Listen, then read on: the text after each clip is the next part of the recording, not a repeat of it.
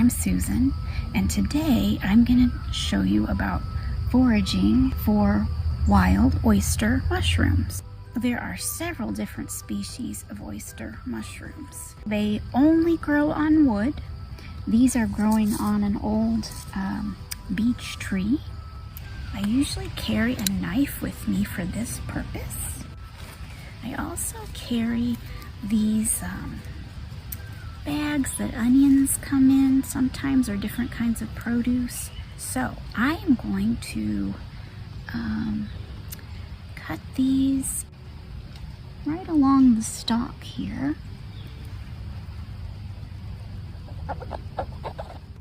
Oh, those are lovely. Look at that. You can see now they have these really stubby little stalks. A slight anise smell to them.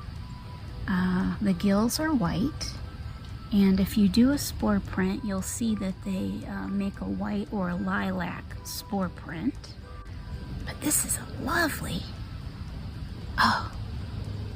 set of oyster mushrooms. I leave the small ones behind so that they can get a little bigger and they feed wildlife, and maybe other mushroom hunters know about this spot and will come by. I don't want to take everything. Oh, these are lovely mushrooms. The field is a good place to clean these. For instance, here's a little hitchhiker. No, I don't, there he is. See that little hitchhiker? You'll see beetles on here, and if you have any dirt or bark, this is a good time to try to get them as clean as possible. These are a little bit older.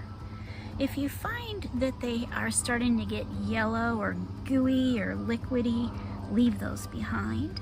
Also, the reason that I use a knife and cut these away is this preserves the mycelium underneath so that more mushrooms can fruit from these same spots.